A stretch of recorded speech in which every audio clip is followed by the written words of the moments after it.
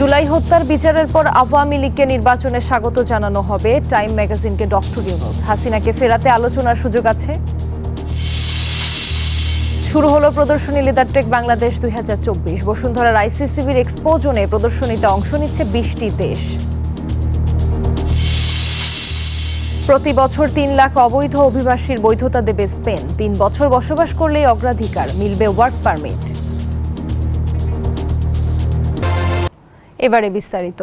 অন্তর্বর্তী সরকারের প্রধান উপদেষ্টা ডক্টর মোহাম্মদ ইউনূস বলেছেন, আওয়ামী লীগকে নির্বাচনে প্রতিদ্বন্দ্বিতা করার জন্য স্বাগত জানানো হবে, তবে তা জুলাই হত্যার বিচারের পর।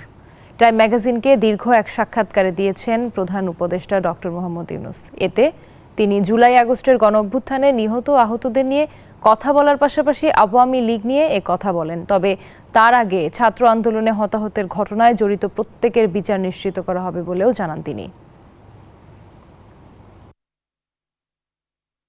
বাংলাদেশ ভারতের মধ্যে পররাষ্ট্র সচিব পর্যায়ের বৈঠকের প্রস্তুতি চলছে। ভারতে অবস্থানরত সাবেক প্রধানমন্ত্রী শেখ হাসিনাকে দেশে ফেরানোর বিষয়ে ওই বৈঠকে আলোচনার সুযোগ রয়েছে বলে জানিয়েছেন পররাষ্ট্র মন্ত্রণালয়ের মুখপাত্র তৌফিক হাসান।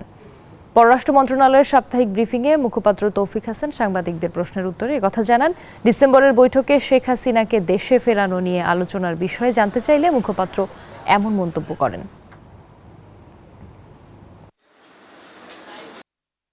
গণমাধ্যমে বাংলাদেশ নিয়ে যে অপপ্রচার চলছে সেটি আমরা বাংলাদেশে অবস্থিত ভারতীয় হাই কমিশনকে বিভিন্নভাবে সময় জানিয়েছি।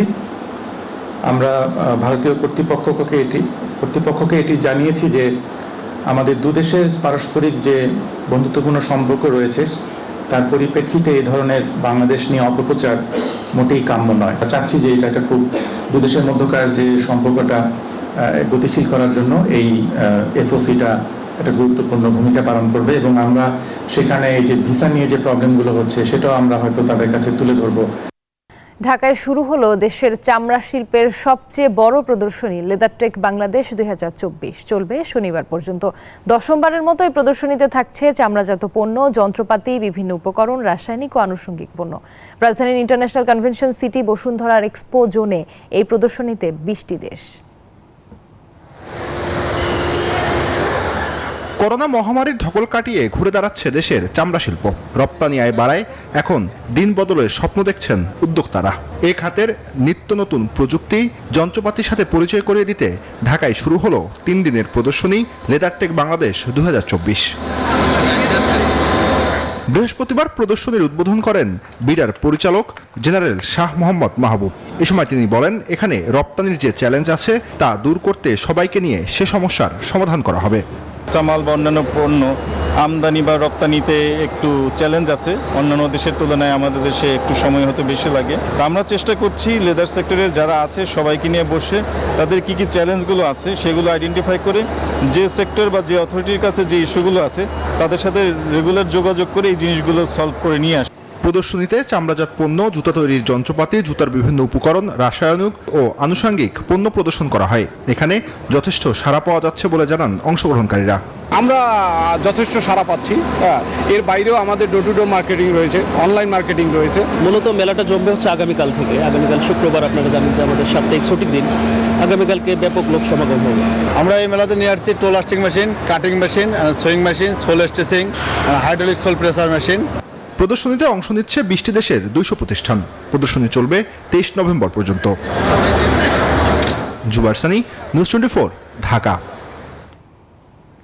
প্রতি বছর 3 লাখ অবৈধ অভিবাসীকে বৈধতা দেওয়ার ঘোষণা দিয়েছে স্পেন। 2 থেকে 3 বছর ধরে যারা দেশটিতে বসবাস করছেন বৈধতার ক্ষেত্রে তাদের দেয়া হবে অগ্রাধিকার। এছাড়া দেয়া হবে ওয়ার্ক পারমিটও। এক বিবৃতিতে এ তথ্য জানিয়েছেন স্পেনের অভিবাসন বিষয়ক মন্ত্রী। দেশটির প্রধানমন্ত্রী পেদ্রো সানচেজ বিশেষ এই প্রকল্পের নাম দিয়েছেন সার্কুলার মাইগ্রেশন। সাম্প্রতিক কয়েকটি কর্মসূচিতে স্পেনের বর্তমান নিম্ন জন্মহার এবং বয়স্ক লোকজনের অবসর গ্রহণের জেরে অর্থনীতির বিভিন্ন খাতে কর্মী সংকট চলছে বলেও উল্লেখ করেন তিনি। এমন অবস্থায় এই সিদ্ধান্ত নিল দেশটি।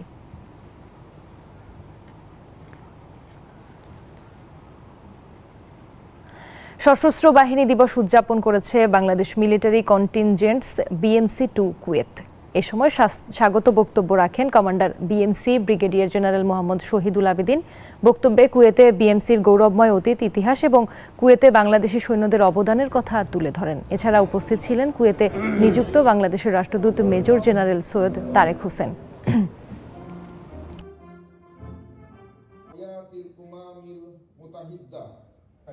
On behalf of all the members of Bangladesh